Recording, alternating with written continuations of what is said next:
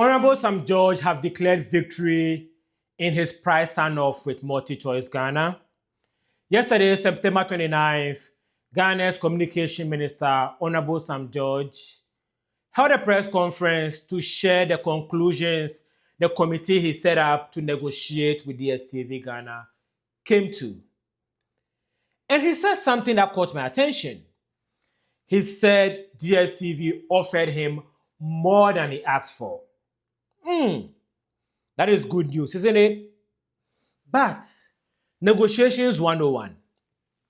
If you ask someone something and they offer you more than you asked for,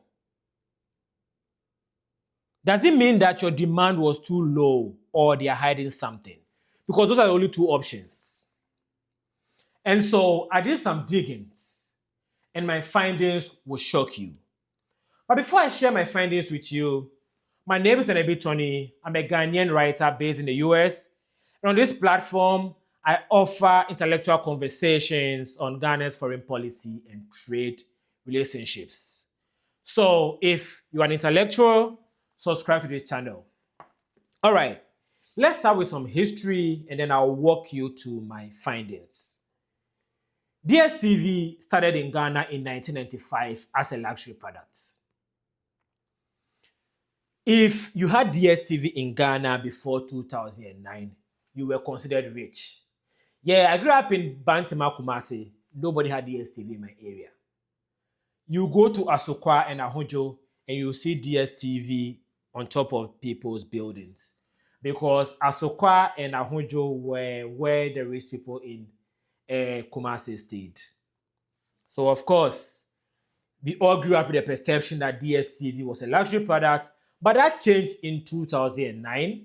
What happened in 2009?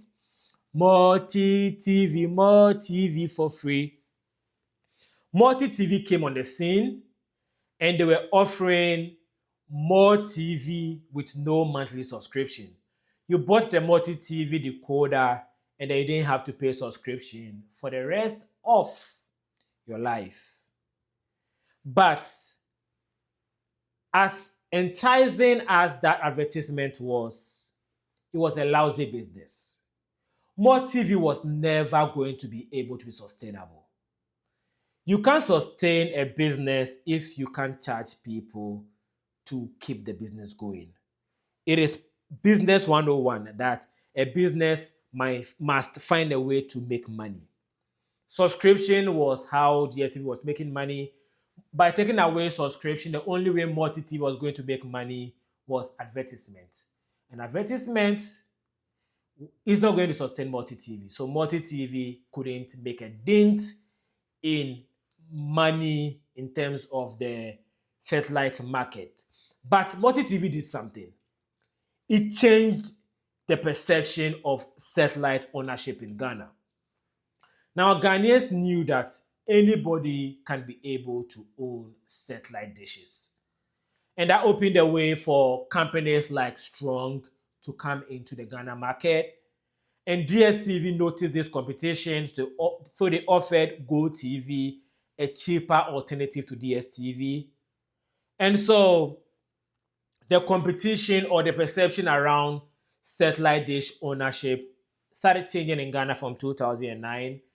But DSTV moved from a monopoly, which they were to 2009, to a significant market player. But they still held a major share of the market. Why is that? DSTV has something nobody else has. They have sports. So here's the thing about sports. Every country in the world is experiencing the dying of television. More and more people are watching streaming platforms more than they are using television to watch, linear TV. But one thing that has kept linear TV going around the world is sports. So in America, NFL or American football and NBA basketball are what is keeping television alive. And in Africa, English Premier League and Champions League are what is keeping DSTV alive. because DSTV have exclusive deals in Africa for these things, right? So you still need DSTV, even if you have other decoders. That is why, even with the competition, more and more people still need DSTV. So the only competition to DSTV Ghana is, like the minister said, DSTV Nigeria. And why is that? Simple answer, price. DSTV Nigeria is way cheaper than DSTV Ghana. Let me give you an example. If you are using the Paddy package on DSTV Ghana, it will cost you about $5. If you are using the Paddy package in Nigeria, it will cost you about $2. If you are using the Access package in Ghana, it will cost you about $8. If you are using the Access or the Younger package in Nigeria, it will cost you about $5. If you are using, and so on and so forth, right? So price is the major reason people are using DSTV Nigeria. And according to the minister, about 1 million DSTV Nigeria decoders have been found to be installed in Ghana. And so let's get into my findings. I found some numbers which I think are interesting, but also sad for me as a Ghanaian. So with a new upgrade, right? With the upgrade, if you are on Paddy, you'll be upgraded to Access package. If you're on Access, you'll be upgraded to Family, and so on and so forth. How does this look like? Let's get into the numbers, and then we'll come back and if you have more deeper conversations. If you have Paddy with the upgrade, now you get access to 75 plus channels, right? Plus is there because sometimes they'll have additional channels like, Big Brother Nigerians, In Nigeria, Paddy will give you 45 plus channels. So Ghana has more channels than Nigeria in Paddy. Access. If you have access in Ghana with the upgrade, you have 95 plus channels. If you have access in Nigeria with the upgrade, you have 95 plus channels. So at par. If you have family in Nigeria, in Ghana, you have 155 plus channels. In Nigeria, same 155 plus channels. Still at par. Compact, with the upgrade, you have 135 plus channels. With the upgrade in Nigeria, you have 135 plus channels. Compact Plus, in Ghana, with the upgrade, you have 150 plus channels. Compact Plus, with the upgrade in Nigeria, you have 155 plus channels. So with the upgrade in Nigeria, you still have more channels. Premium, with the upgrade in Ghana, you have 150 plus channels and then a chance to enter into a draw. In Nigeria, premium, you have 170 plus channels. So even with the upgrade, in Nigeria, you have more channels if you have Compact Plus than you have Premium in Ghana. And so when I say hiding something or asking for too small, this is what I mean, right? Even with the upgrade, DSTV Ghana is not offering anything more than DSTV Nigeria. So I don't think Ghanaians are going to give up on their DSTV Nigeria anytime soon. But when it comes to government negotiations, when I said asking for too small, this is what I mean. DSTV started investing money to the production side in Nigeria. And of course, they will say it's not DSTV because they have another company called Mnet. And Mnet is the one which has been investing money into Nigeria. And so now DSTV Nigeria is producing in Nigeria, more money for filmmakers and camera people and staff in Nigeria. All the, Africa Magic Productions in Nigeria, more money for people in production in Nigeria. There's Aquaba, which they have in Ghana, so there's some money they've invested in Ghana, not as much as they've done in Nigeria. But I was thinking this, when the government was negotiating with DSTV, I thought it would have been an opportunity for Ghana to get DSTV to invest money into sports broadcasting in Ghana. What do I mean by this? I live in the US. Every sports stadium in the US, even Cali sports, have plenty cameras, like hundreds of cameras. There are some stadiums that have like 200 cameras in the stadium. And I was wondering, couldn't the government have got DSTV to install like 16 cameras or 32 cameras in every stadium in Ghana and manage it as their social responsibility towards Ghana? You know, when you're watching a sports event from Ghana, it's so hard to watch because there are not enough cameras in the sports stadiums. And so I thought this would be an opportunity for government to ask for more. I guess I'm Oliver Twist. But let's go even deeper into what I wanted to talk about.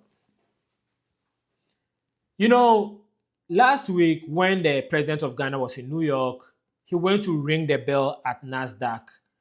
And to welcome him, NASDAQ put on a big billboard that said Ghana is open for business. And that is part of the government of Ghana's, attempt at increasing foreign investment in Ghana. And from the 1990s, maybe from the 1980s, the government of Ghana have been working hard on promoting investment around the world, bringing in foreign investors from other countries to Ghana. That is a good thing for Ghana because we found oil in Ghana thanks to foreign investment. But that is also, some cases, been bad for Ghana. Let me give you an example. Vodafone. Vodafone came to Ghana, ripped off Ghanaians, and left Ghana. Yes, I'm not exaggerating. So, for 10 years, Vodafone didn't pay taxes in Ghana. Actually, in 2015, the government of Ghana had to sue Vodafone. The Revenue Authority had to sue Vodafone for not paying taxes. And why did they do that? Vodafone said they were making losses in Ghana, so they didn't have money to pay tax. And the government found out that Vodafone Ghana was sending money to Vodafone UK. And Vodafone UK said they were using the money to buy technology from Vodafone UK. So the money they were making in Ghana, they were sending it to UK and not paying taxes in Ghana.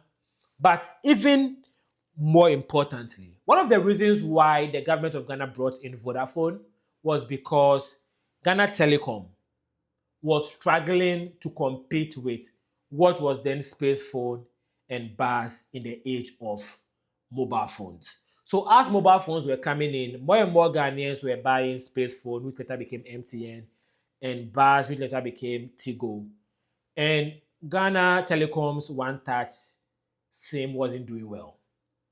So mobile phones business, Vodafone was a leader in it around the world. So they brought in Vodafone so that it will help the government-owned Ghana Telecom to compete with Spacephone and Tigo. Will you say Vodafone was successful in their competition? When Vodafone was in Ghana, before Vodafone came to Ghana, MTN was the market leader. Vodafone left Ghana with MTN as a bigger market leader. Failed business Vodafone was for Ghana. It was a good business for them, for Vodafone themselves, but for Ghana, it was failed. And so, foreign investment, as enticing as it looks, hasn't always been good for Ghana. That is why the government of Ghana needs consumer protection and competition protection. Around the world, corporations are becoming more and more powerful. There are some corporations which are even more powerful than governments. So the way to reel in the power of corporation and curb their greed is antitrust. And this is not unique to Ghana. Let me give an example. In 1998, the US government sued Microsoft. Why? Microsoft had them their monopoly in the OS business, right? I use a MacBook, so I don't use Microsoft Windows, but every other computer apart from Apple probably will use Windows, right? So they owned Windows, and so they owned the internet, the computer space. And so when the internet was growing in the 90s, Microsoft wanted to take advantage of their dominance to control the internet access too. So their Microsoft Windows came with the Internet Explorer browser. So it was hard for Netscape and other people to compete with Microsoft. And so the US government sued to allow for competition in the internet browsing space. And now, because of that, we have Mozilla Firefox, Google Chrome, and Opera and other, browsers. The US government had to force the billion-dollar corporation Microsoft to do that. Another example, same Microsoft. In 2004 and 2008, EU fined them because they were making it difficult for people to use other media players apart from Windows Media Player. So VLS Player, I don't know if you remember that. I love VLS Player. Was way better than Microsoft's Media Player, Windows Media Player. But Microsoft had some anti-competition practices that was making it difficult for media players to compete with them. So they were sued, and now other media players got a chance to do well on the market, right? Let me give you an African example. The steel giant in South Africa was sued by the South African Competition Commission because they were price fixing and abusing their dominance in South Africa. Yeah. So other governments around the world are taking actions to reel in competition and to reel in market dominance, right? That is what Sam George is attempting to do, which he's doing okay with. He's not doing great. He's doing okay with. Because I just showed you the numbers, right? That DSTV is still, But even bigger than that, the deal DSTV entered with the government of Ghana or the committee that was set up by Honorable Sam George is only temporal. Let me tell you why. MultiChoice, the company that owns MultiChoice Rest of Africa or MultiChoice Africa, and MultiChoice Africa owns MultiChoice Ghana. And MultiChoice Ghana owns DSTV. It's a chain, right? MultiChoice have been sold to Canal Plus. Yes. The French television giant Canal Plus have bought MultiChoice this month, September. So they've already started the takeover process, but in the first quarter of 2026, Canal Plus is going to start their integration process in Africa. So Africa would be incorporated into Canal Plus around the world. A lot of things are going to change. Prices will change.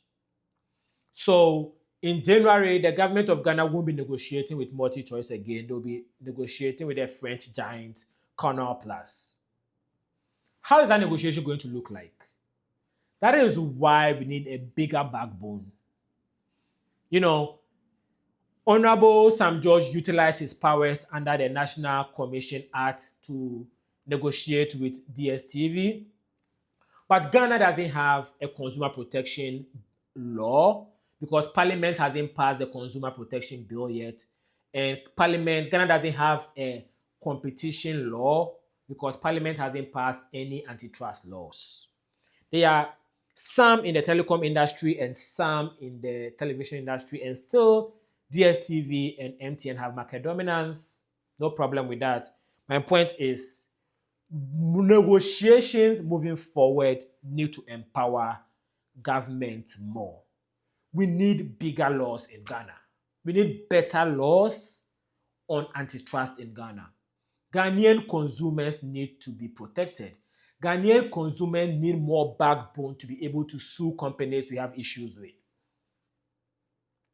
Corporations are not going to do the right thing just because you ask them to do it. You need to force them.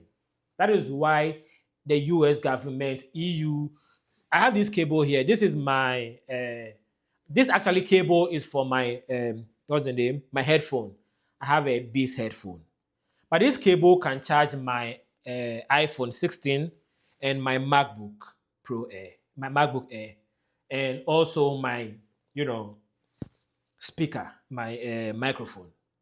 Same Type C charger. How did this happen? It was because the EU forced Apple to turn their charger to Type C. Every company in the world